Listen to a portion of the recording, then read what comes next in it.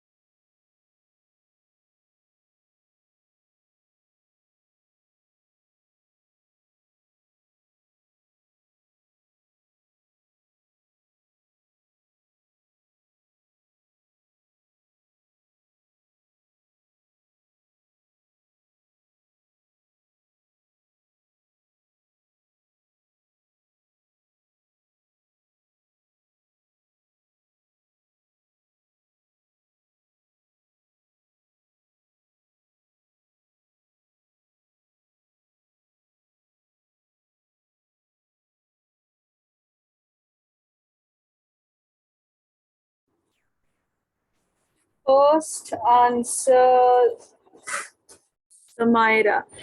Slight error in your answer.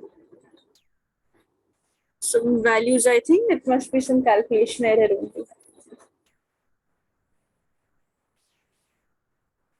Zaid, you recheck your first answer. This is a very small value that you'll get, no? So from there you can analyze that the value will not be this much. This is a huge value in comparison to the shunt that we get. Samira, you are closer to the answer. Just recheck your calculations once. So last 2 minutes, then we'll discuss it.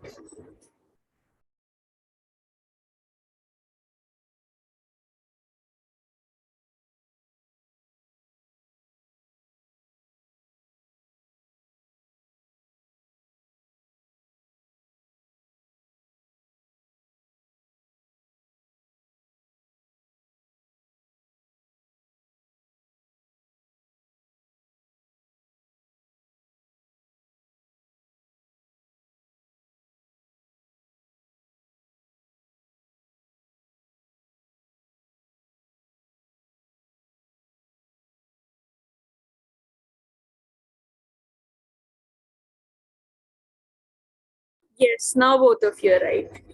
Zaid is also right and Samira is also right. And Zaid's second answer is correct. So that was a typing error, Zaid.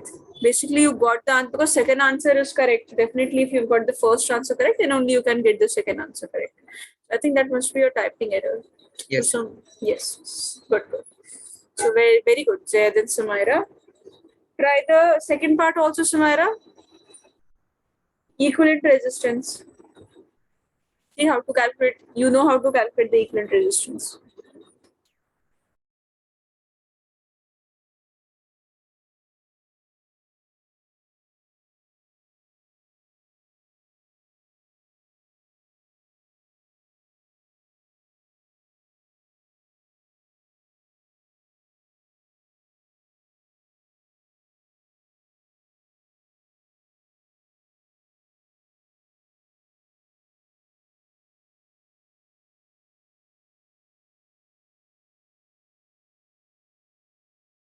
See what is the question is saying.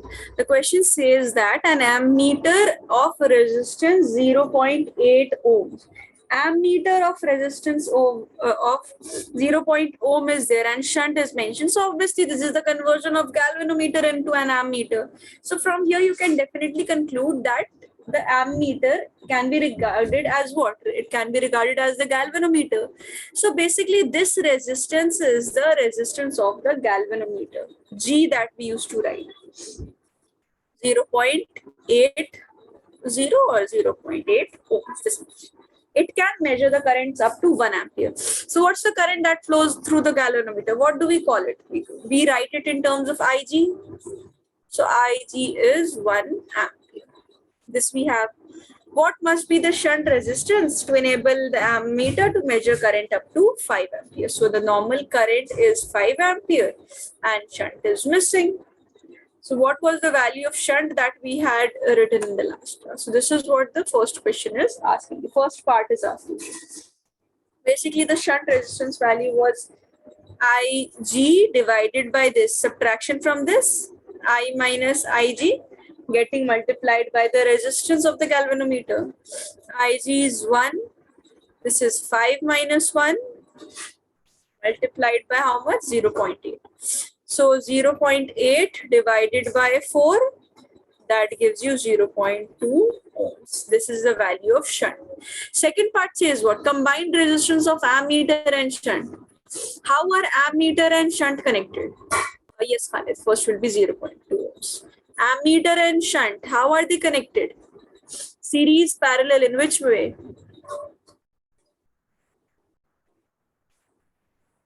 Yesterday we did parallel. Yes, they are connected in parallel. This was the first part, second part. So resistance of ammeter is given to you as 0.8. Resistance of the ammeter is given to you as 0.8 ohms and value of shunt you have calculated 0.2 ohms. So R equivalent you just have to calculate.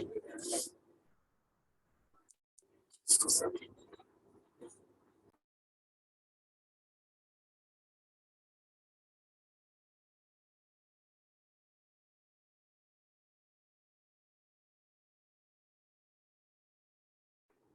So S is given to you, R equivalent you people have to calculate.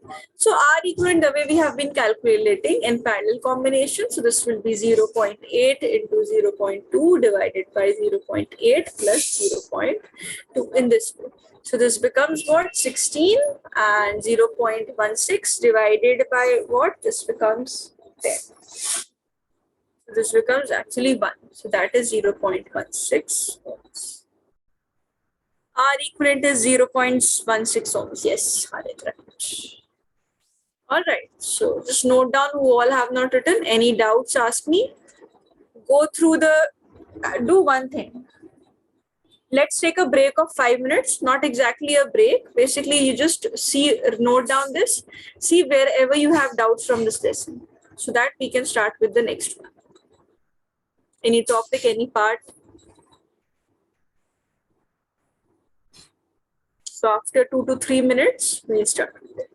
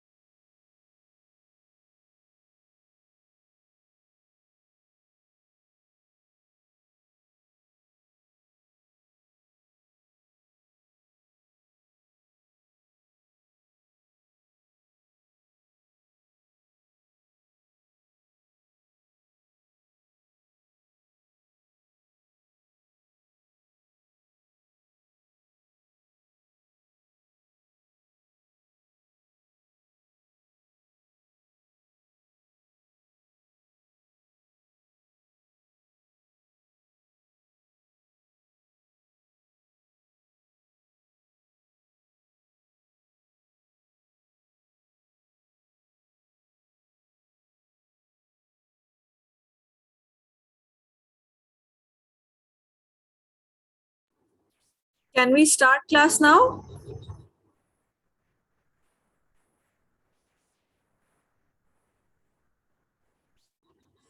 Let's directly go into the next lesson. Magnetism and matter. All right. Now, magnetism and matter, in this basically we deal with natural magnets. Let me give you the introduction of this chapter. So most of you, I think your schools before your vacation started, till here I think it got over, this lesson. Or in some, till chapter 4 it got over. No.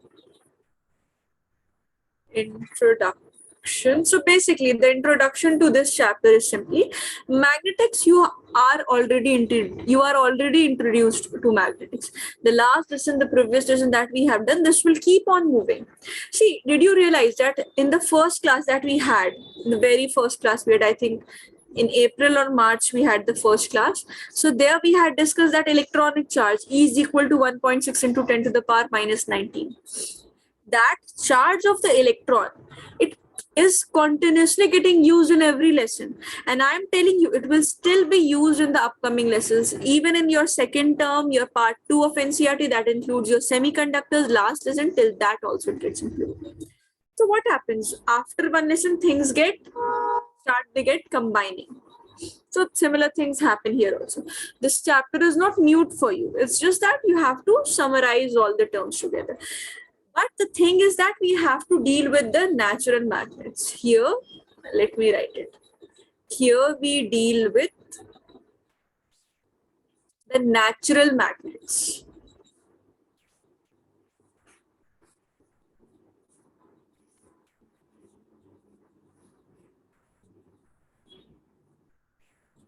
Natural magnets, or you can say permanent magnets, artificial magnets also. You might have this heading that I've written, bar magnet is actually a permanent magnet, which is an artificial magnet.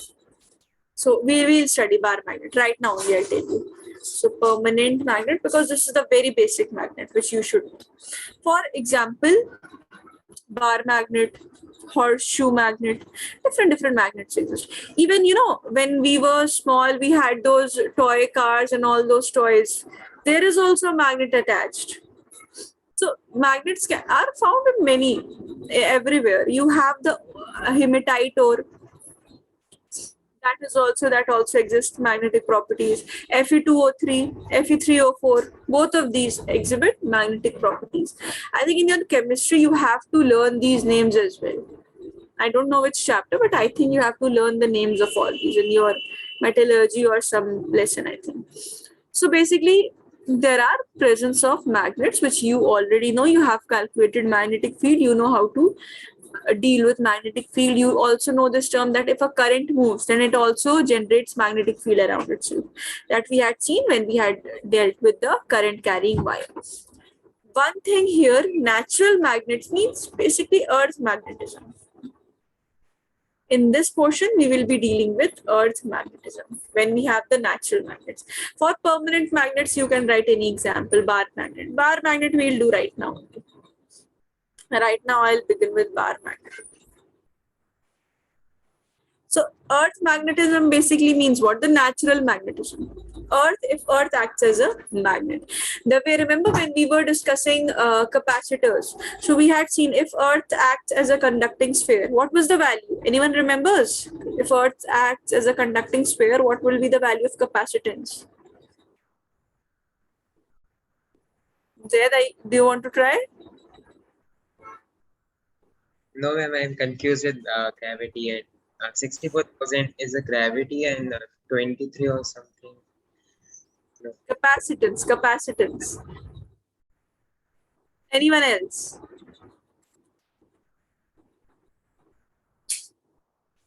So you people need good revision classes and bulks of tests.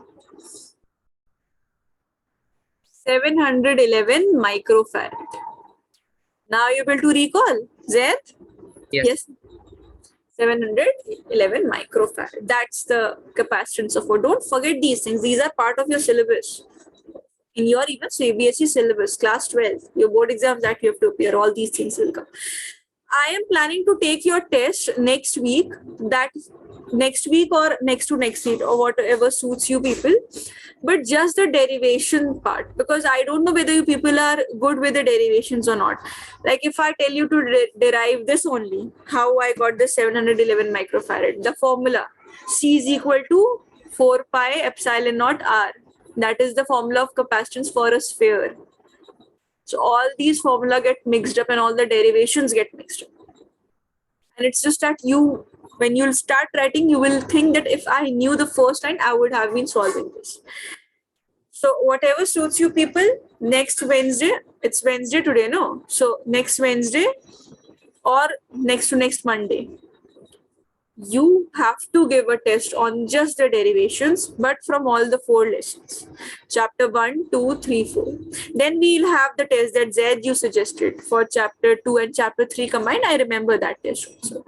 But let's just be familiar with the derivation part, because till 4 chapters you have so many derivations.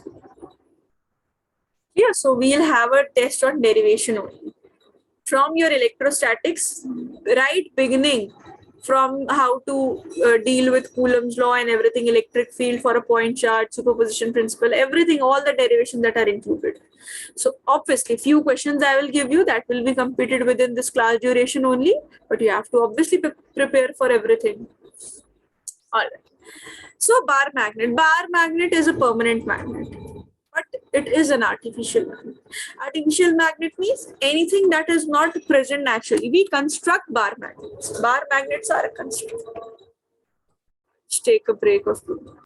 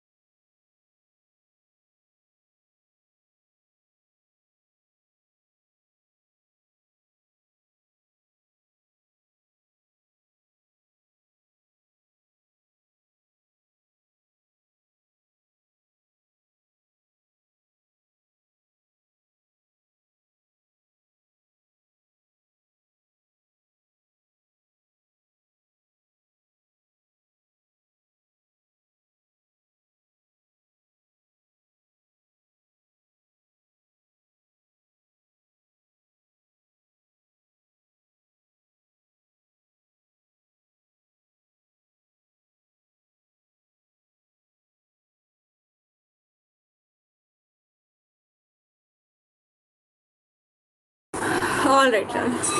Actually, this was Isha time over here, so that's why I had to stop in between. So where was I? We discussed the introduction part. We were discussing bar magnet. Yes, I was telling you what was bar magnet. See, a bar magnet is basically an artificial magnet. Artificial magnet means that are constructed by humans, man-made. They are constructed man-made. Natural magnet means anything that is present naturally in earth, like ores. Those are natural magnets. All the hematite ores, magnetite ores that you get, all these kinds of ores, these are natural magnets. But using them, if you're constructing or making something as a magnet, then you call it as an artificial magnet. So this is an artificial magnet.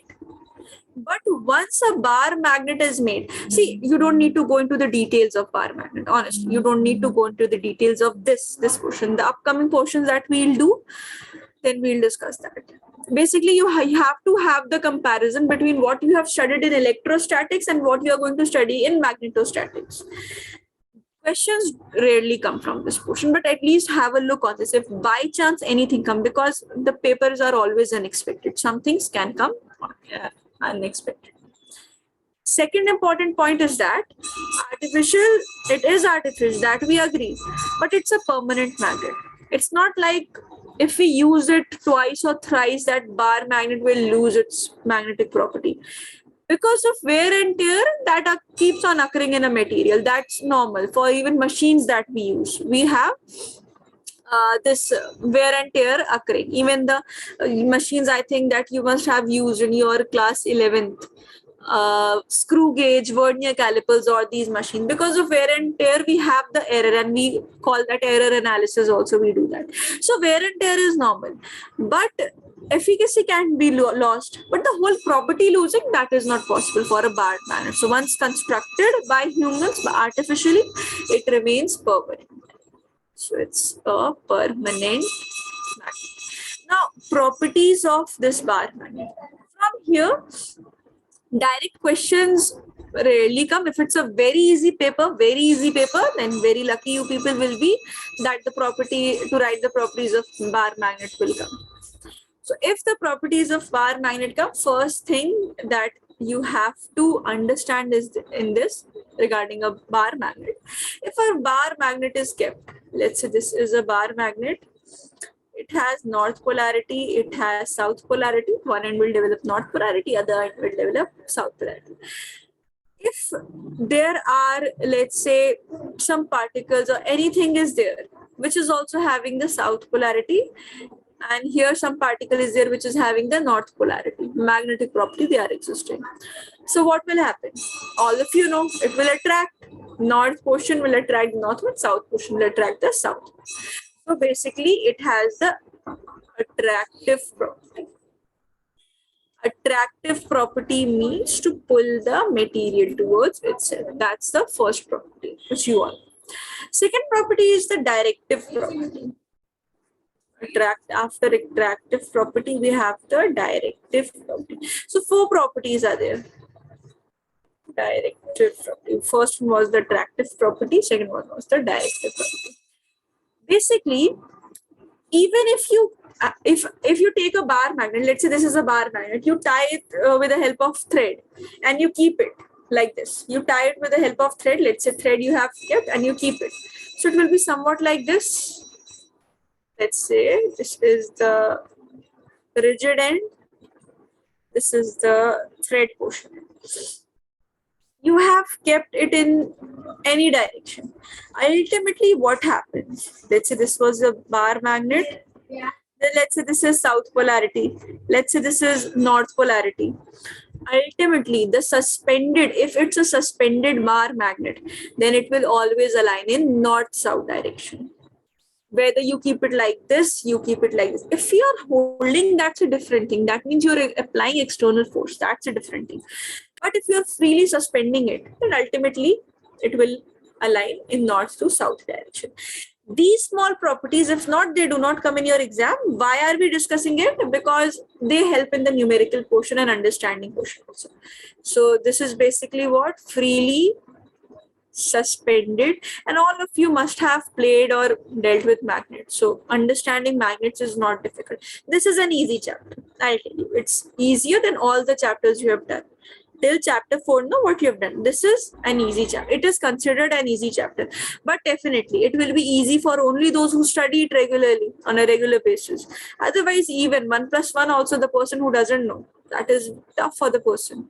So if you regularly, on a regular basis, if you study this lesson, this is, I think, according to me, and also by the weightage also, this is an easy chapter. You people will be able to do that. So freely suspended magnet always align in north to south direction, north-south direction. All right, this is the second property. Third property, I think we have already discussed it when we were discussing magnetic effects of electric current. For example, this is a bar magnet. Yes, I've told you. Yes, we have discussed this. This is the north end, this is the south end. I give you the magnet, and somehow, let's say some students, let's say Zaid, he broke this magnet into 2 pieces. And he gave 1 piece to Khalid and the other piece to Samaira. So 1 piece is with Khalid of the magnet that Zaid broke, and the other piece Zaid gave it to Samaira. So it's not like Khalid will now say that I have the north magnet with me, and Samaira will say that I have the south magnet with me. The reason is that magnetic monopoles do not exist. Magnetic poles always exist. No effect on magnetic property. Exactly, right. There won't be any effect of magnetic property. There are certain properties that do not get affected, like density. If you have the whole ocean, the density of water will be 1000 kg per meter cube. If you have the single drop of water, density will be 1000 kg per meter cube. So some properties are like this. Dipole moment, that is different. Dipole moment and everything, we'll come slowly to that. Magnetic property will not be changed, that you're right, sir. So magnetic pole always, what was I writing? Magnetic poles always exist in pairs. So what about this part that I was telling that Khalid received? This portion will obviously automatically develop south polarity. So it's not that Khalid has received north pole. He has received a bar magnet with shortened length and everything that is different. So other properties will be affected, but magnetic property and magnetic pole won't get affected. Similar to the portion that Samaira received, that was just the south pole. This portion develops the north polarity by itself, because obviously they'll exist in pair. When we talk about electric monopoles exist. A single electron exists, a single proton exists, a single electron and a single proton can exist together. That we have seen. That is not valid for dipole. And one last property before doing the basic characteristics. Characteristics and properties have slight difference between them, but we'll categorize so that it becomes easy for you people to learn. For example, if you have an iron ball with you, a small iron ball you have, and a bar magnet is there. Let's just do it this way. Let's say a ball is there and a bar magnet is there. If I rub this bar magnet to this iron ball, or if I say I have this iron ball constantly in contact with bar magnet, can anyone tell me what will happen to the iron ball? Any idea? Random guesses even.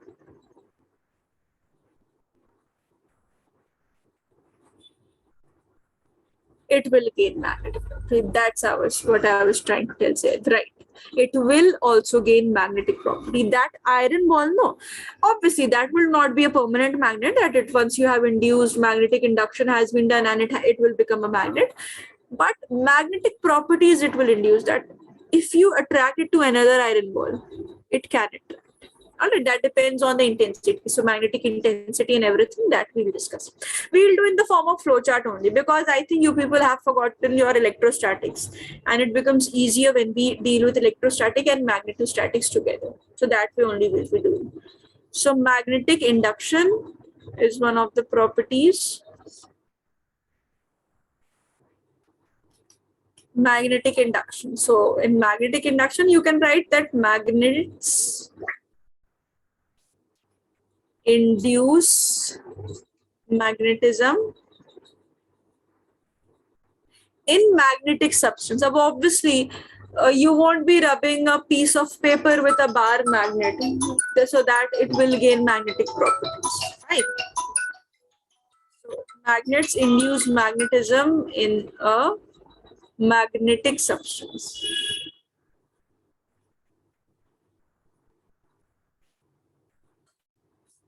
Like iron ball. Just you can take as an example. All right, note down these things first.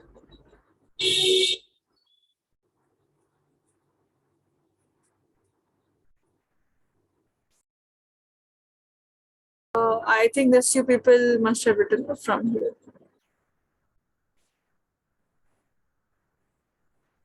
Fine, Salman.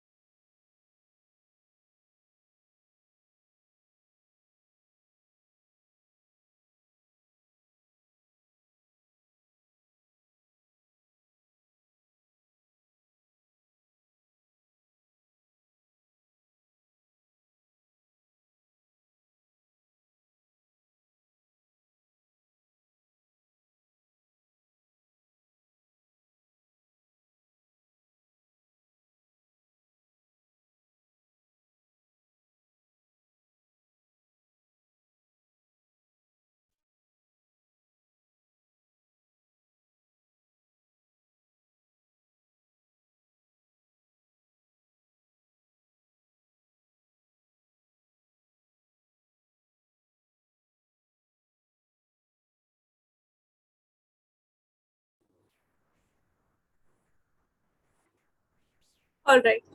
Now see, when anything you are dealing with, any branch of anything you're dealing with, then you have certain terminologies for it. Like in medical sciences also, when you go into medical field, you Ma'am, have can you different show different the terms. properties again? Yes, yes. I got disconnected. Till the time I'm discussing, you can write down the properties. All the properties or the last two? From the second one. From this one. Salman, you didn't go yet. No, ma'am. Okay. Okay, fine. Is it Maghrib time over there at your place? Do you need a 5 minutes break or what?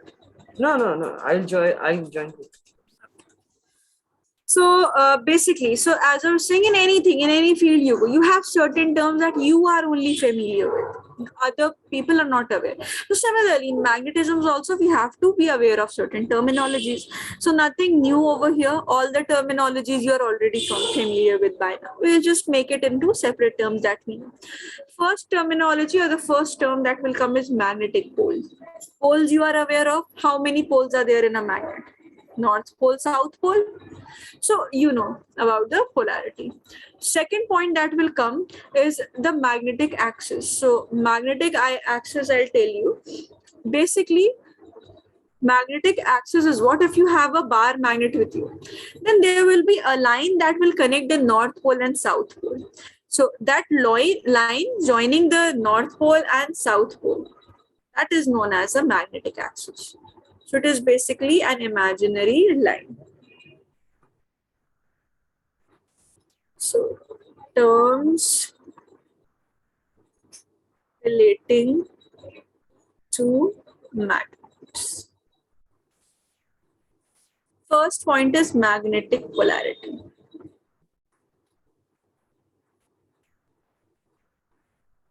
This we don't even need to discuss what is meant by magnetic polarity. All of you by now are aware of poles.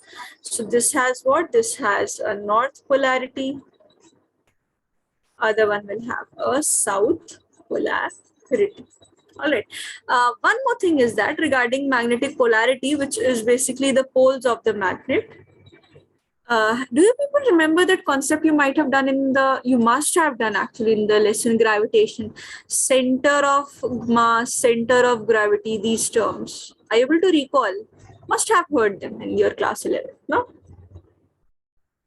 Yes. So basically it's the point where the whole mass of the body is assumed to be concentrated, be it any body.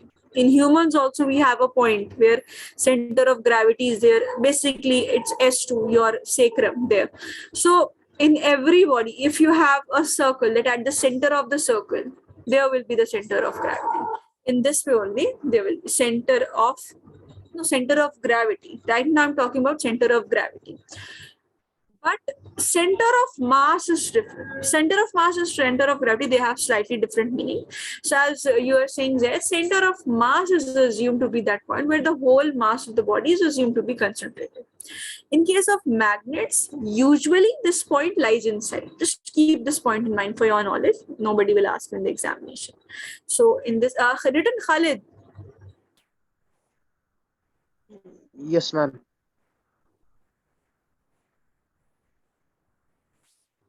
Now, the second point over here is the magnetic axis that I was mentioning. See, magnetic axis basically means if this is your magnet, north pole is there, south pole is there. So axis is what? In ray optics also we'll be using this term of axis a lot, principal axis that you must have studied in your 10th standard. So basically it's an imaginary line that passes through the north and south pole. This is known as magnetic axis.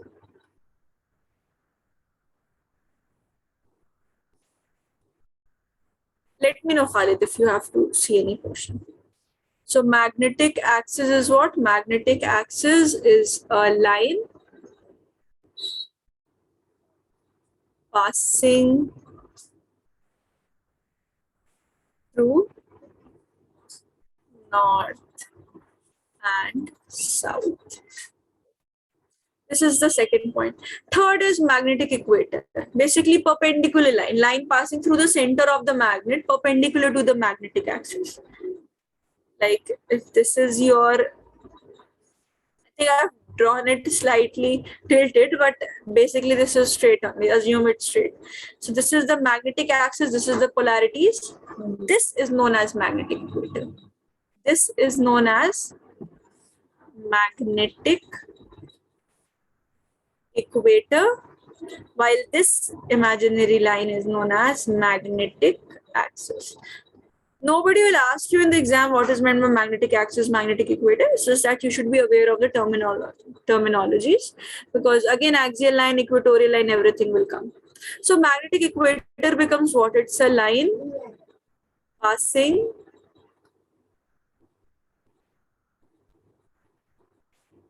through center of magnet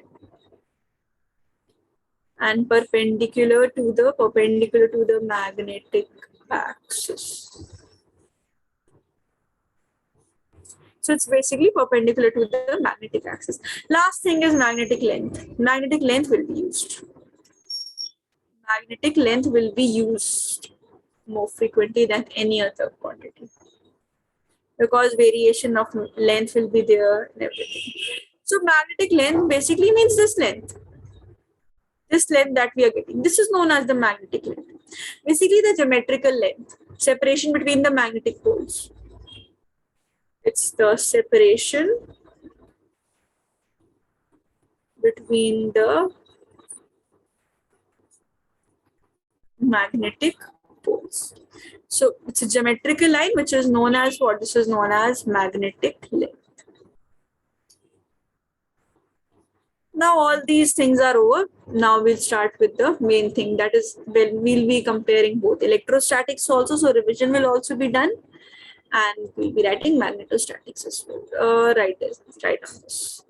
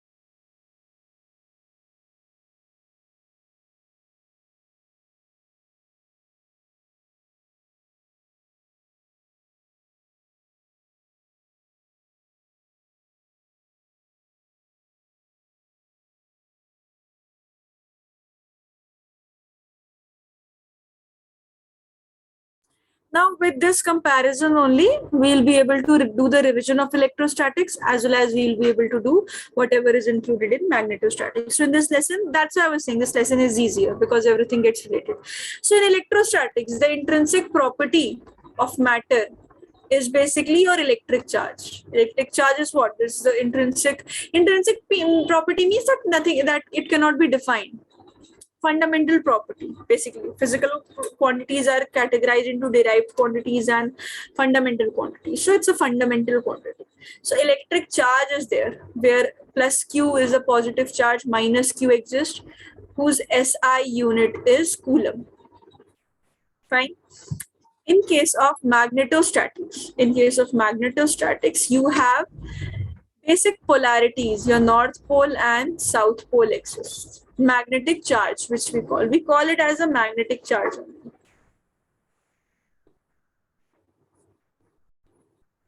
And it gives you the strength. It gives you the strength, pole strength, basically magnetic pole strength.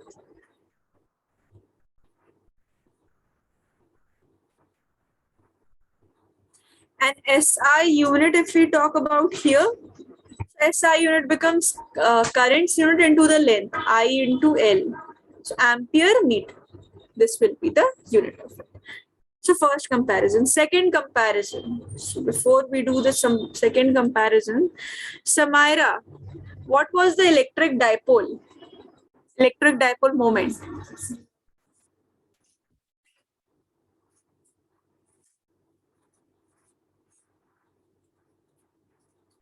Yes, Samira. It was the distance between two opposite charges. Multiplied by charge. Yeah. All right, multiplied by the charge. Yes, Q into 2L. Exactly. So electric meaning of first electric dipole was that if a positive charge and a negative charge, both of these charges are kept together with a certain separation between them. Let's say the separation between them is 2A. If these two charges are kept, provided the condition that the both of the charges should have the same magnitude. If both of the charges have the same magnitude and opposite polarity, we call this set as a dipole, and the dipole moment is given by charge into the separation between the two charges. SI unit. Sneha, can you tell the SI unit for this? Sneha.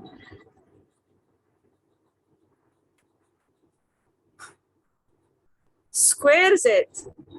Square massive. Not square Z. Sneha.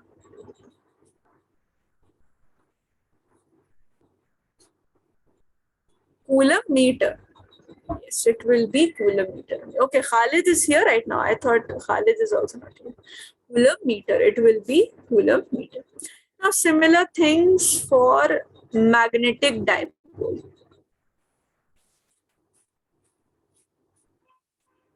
Magnetic dipole. So here, magnetic dipole, we'll have a magnet. North polarity is there, south polarity is there. There will be a magnetic length as we have discussed. And let's say M is the magnetic charge that we talk about. Magnetic charge is basically the magnetic strength. This magnetic charge. So this is basically whatever is the magnitude multiplied by the length. Yes, 2L. 2L, or right now I'm just taking it as L because earlier I'd taken this as L when we were discussing the magnetic length. So this, let me write it as capital M. Magnetic dipole is given by M into L. And the SI unit of this is ampere meter square. So Z square will come here. Unit is AM, okay, yes, AM square. That is ampere meter square, fine. And one more thing, we had the direction also. Dipole moment's direction. Towards negative or towards positive?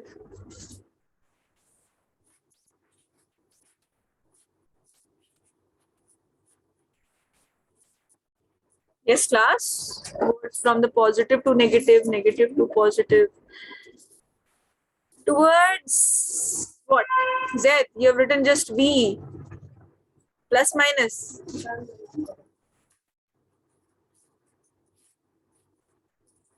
Positive. So from the negative to the positive, this is the direction of the dipole moment that we had discussed. Here it will be from south to north. This will be the direction from south to north. That becomes the direction. Here south to north. Yes, correct. Here it's south to north. Then second quantity we have tilt.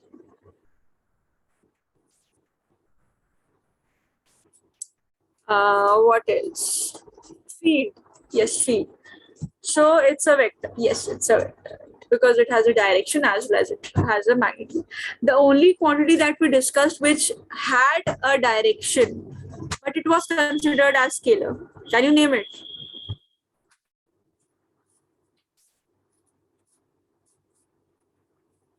Any quantity that has a direction but is named as a scalar quantity.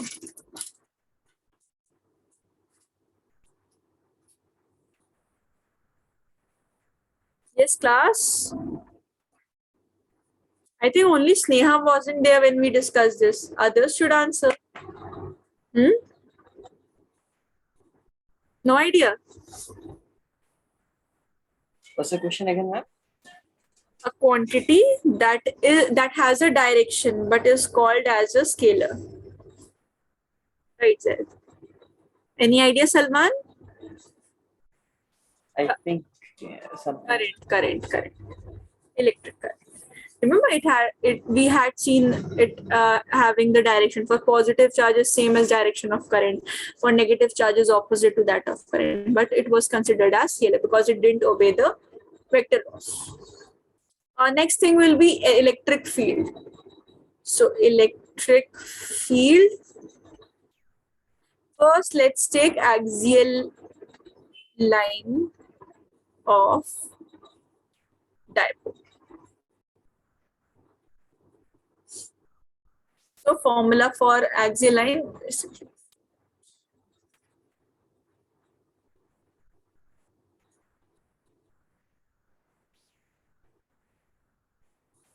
Electric field. Right now, first electrostatics column, then we'll see for magnetic field. So electric field, axial line of dipole. Let's say this is a positive charge, this is a negative charge. You have a set of dipole at P point we are calculating. So from the center, this was R point and this was A because the whole length we take it as 2A. Remember, we have done this whole derivation. So the formula that came out for the electric field, this was 2 Kp divided by R cube. I'm considering that case when we approximate it, ideal dipole approximation. So 2 Kp divided by R cube. This was the formula. Now here, in case of magnetics, we'll have magnetic field on the which line? Axial line. We are taking axial line of dipole. Or you can also consider it as the axial line of the bar magnet. So south polarity is there, north polarity is there. And let's say this is some point that we are calculating. Again, from the center of the magnet to this point, we are taking it as R. And this separation, we are already considering it as A, L or something else. But that doesn't come in the answer. So magnetic field. This is electric field, magnetic field. Magnetic field is, the concept is same. Those concepts which you have studied and the test also came on that topic. So magnetic field will be, see, constant here, instead of constant, let me write it down.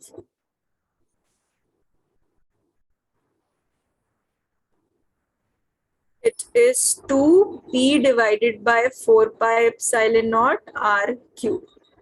I have just written the value of constant. First, tell me what is the constant that comes instead of 1 over 4 pi epsilon naught. Which constant should I write?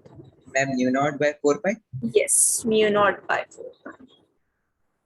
mu naught by 4 pi. In case of magnetics, you write the constant as mu naught by 4 pi. So rest of the things will be the same. 2, we'll obviously write 2 as well. Instead of electric dipole moment, we'll write magnetic dipole moment. R cube will remain same. And so this becomes your formula for axial line. Easy, clear? Now, second case is equatorial. So that was the third point, no? So this one will be the fourth point. This is the same thing, but on equatorial point. So I think it is a good revision as well, because electrostatics is also getting revised.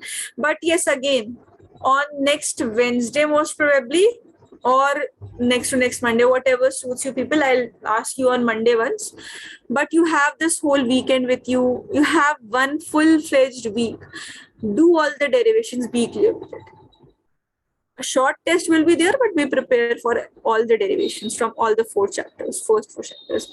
And Sneha, if you're having issues in that, then let me know because of the derivation thing. I'll give you the notes for that, or I'll send you the video lectures for that, whatever suits you.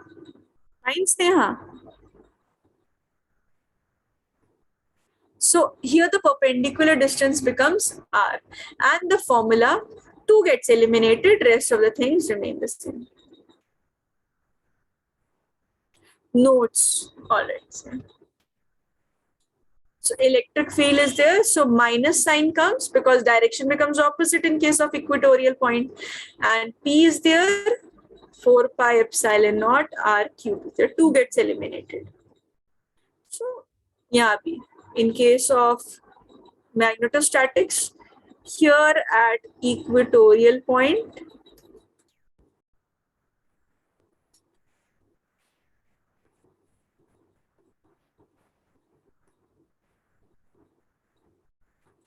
you just have to write the analogs. Like the way you must have done in your rotational. Like velocity is displacement divided by time. So in case of rotation, it becomes angular velocity is equal to angular displacement divided by time. So like that only, we're just writing the in analog form. So instead of dipole, we'll be having the magnet. This will be R.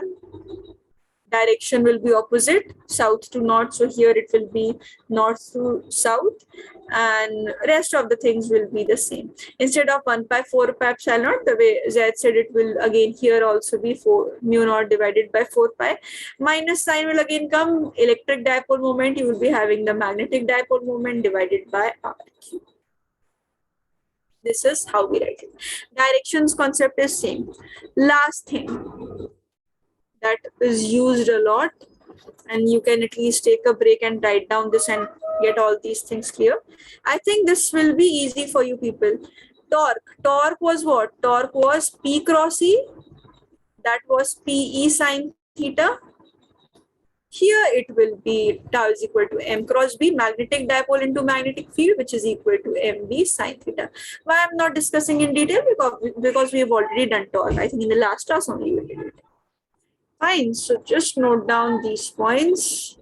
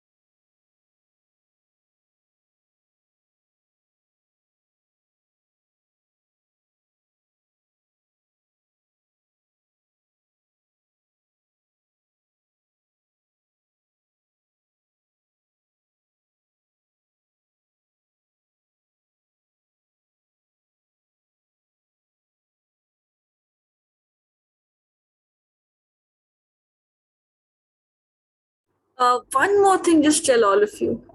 When are your schools reopening? For Khalid, you?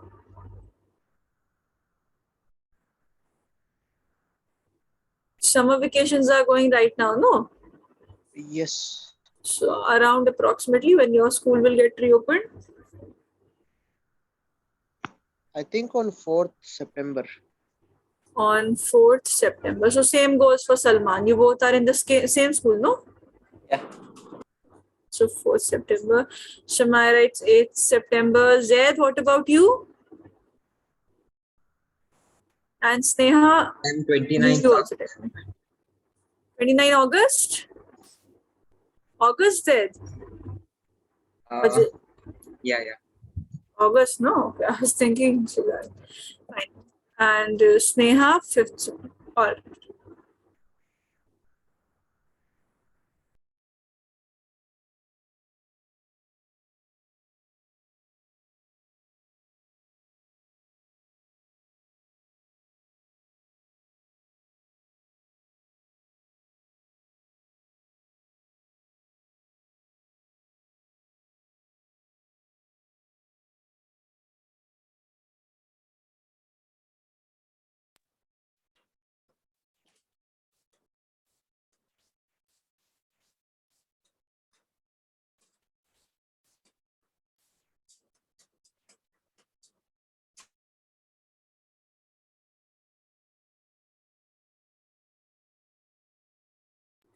One last comparison that I forgot to tell while I was seeing this, I just remembered one thing we had done, work done also, work done for a dipole that I forgot to write. So how many points were covered? 5 points, no? So this will be the 6th point. Add this into your list as well and first hear it.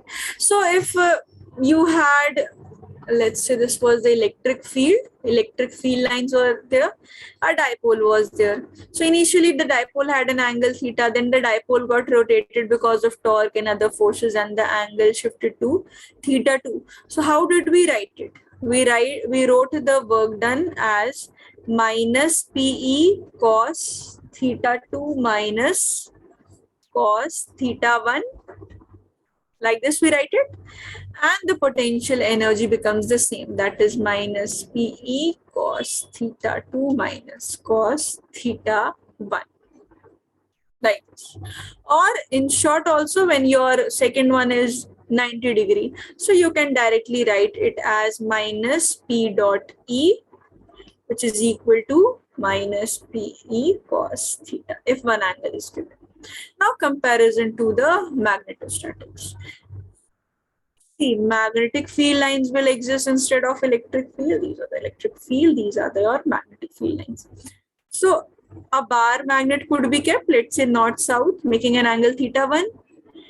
Due to torque and other forces, it has shifted and angle becomes theta 2. So here your work done, this will be minus, instead of electric dipole moment, you will have the magnetic dipole moment. Instead of electric field, you will have the magnetic field. Rest of the things will be the same, cos theta 2 minus cos theta 1. Some people in some books also, and some people are also in a habit to write MB cos theta 1 minus cos theta 2. So that's also correct. If you do not want to write this negative sign, you have to interchange. And what else? Potential energy. This will be same, minus MP cos theta 2 minus cos theta 1, because this will only get converted, no? This is the work done by external. And obviously you can write this also, minus M dot B, which can be written as MB cos theta. Fine, just add this also. I'm giving you one question to write.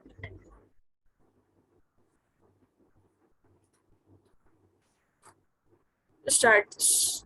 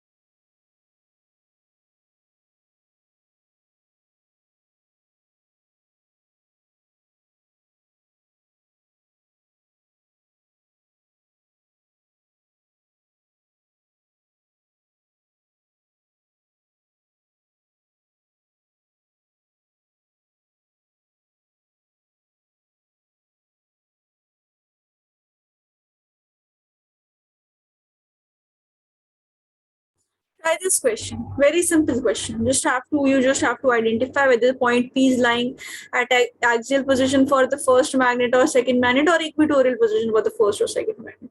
Try this quickly. Easy question. It's an easy question. And you can take the magnetic. See, this will be the direction. One hint that you can take. See, from south to north, this will be one. And from south to north, this is magnetic moments are same. And take this separation from their center, this separation as R. Now try the question. You have all the variables with you. Take 2 minutes and we'll discuss.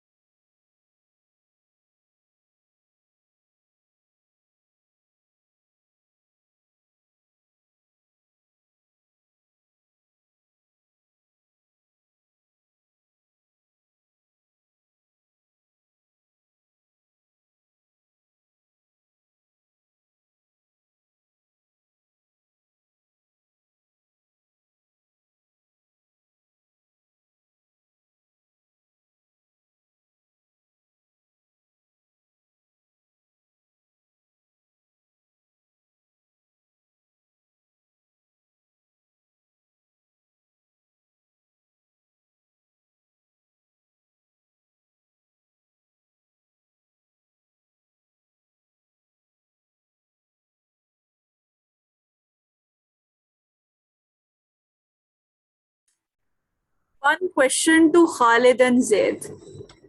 Is magnetic field a scalar quantity or a vector quantity? Ma'am, vector. So both of you have just given the magnitude, direction. Okay. Ma'am, okay.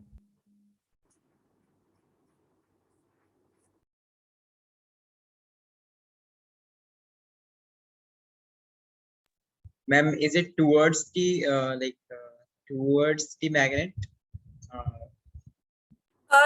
Simplest way is no. Just add in your answer I cap, J cap, anything. That will be sufficient. Towards that, you will be able to write it. Just text whatever according to you wish.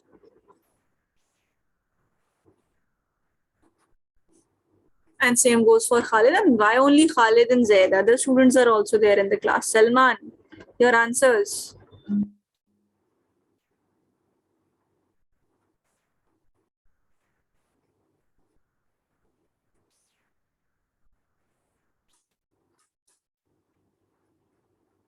This is the net answer, Khalid. Final answer or for first part? Is there Final answer.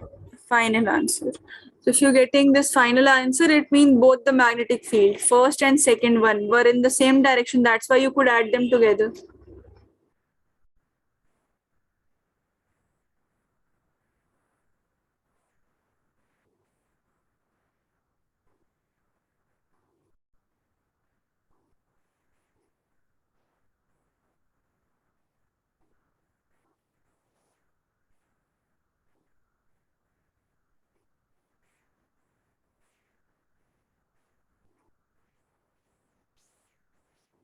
Okay, Zaid, you tell me. Others are not even answering.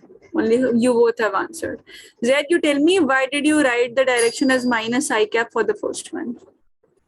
Reason. Ma'am, when I took PNet, so I divided two, we can say two magnetic fields, B1 and B2. So B1 was due to like not sorry, not equal to. Oh, I did something. Some mistakes, no, Zaid? Yes. Yes. Just reach it. Just reach it.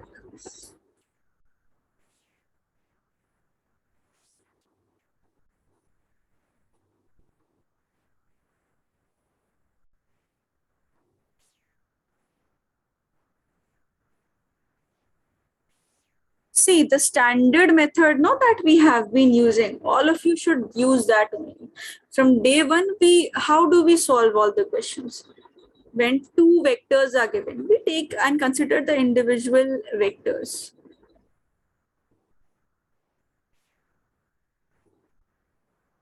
Zed, something happened to your video. Just check. I think your camera got open or something. So, see how you have to choose. Take everything and consider everything at individual step. Like I'll tell you. First, just look at the first magnet. Just tell me, for the first magnet, is the point P lying on axial line or equatorial line? Anyone from the class? Samaira, what's your answer according to you? P point is lying on the axial line or on the equatorial line? Axial. Axial. Yes, right.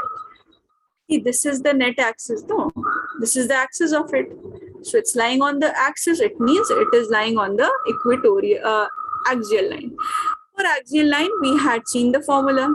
So B1 will be what? B1 will be mu naught divided by 4 pi 2 into magnetic moment divided by R cube, and the direction C, all of you. For axial line, whatever is the direction of the magnetic moment, we take the direction. Let's say join first.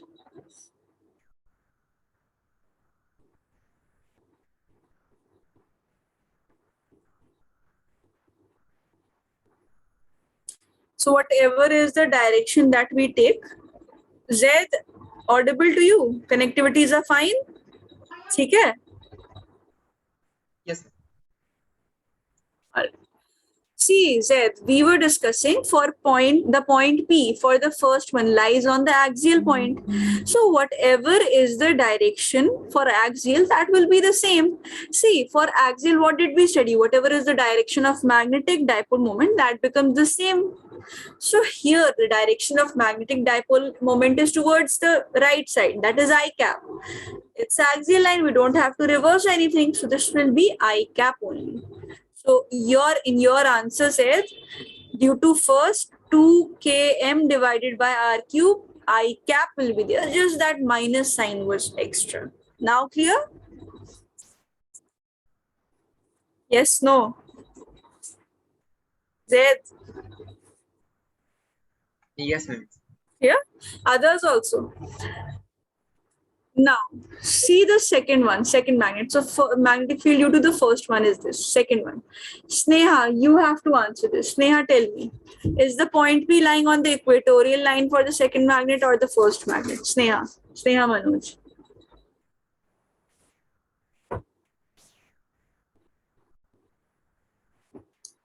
Just look at the axis. Wherever is the, if the axis is like this, if the axis is like this, the magnetic axis.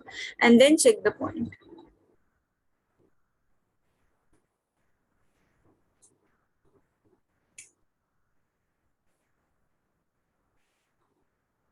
Salman? Equatorial line. Equator. See, magnetic axis is like this. It's lying this point P is lying perpendicular. Now clear, Sneha? Why will it be equatorial, or should I repeat once?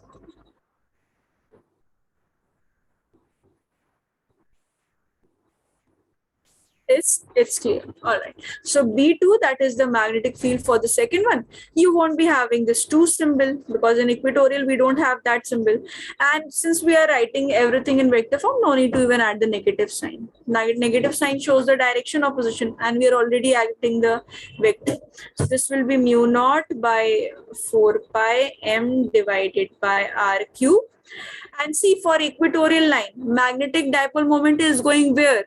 Magnetic dipole moment is going downwards, negative negative y-axis, minus j cap. For equatorial line, for equatorial point, we reverse the direction.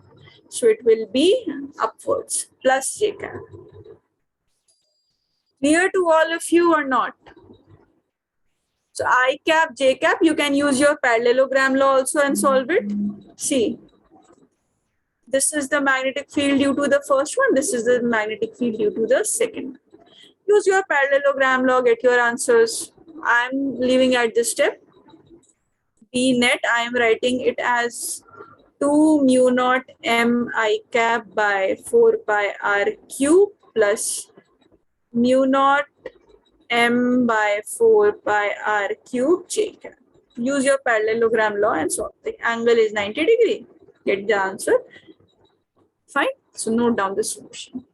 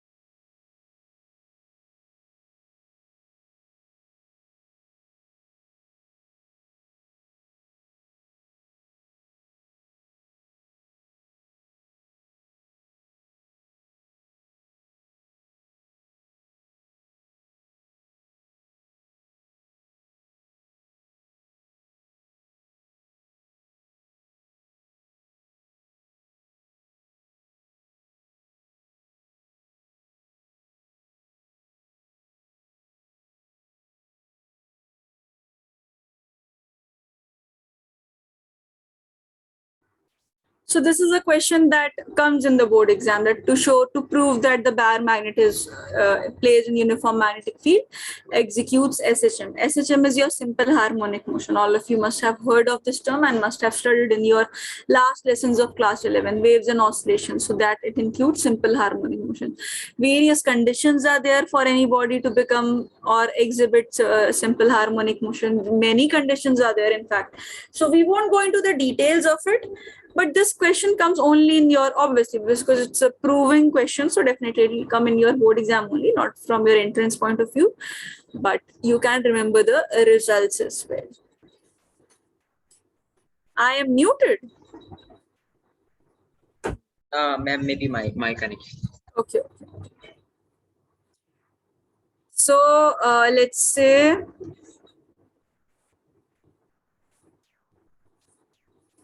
this is magnetic field.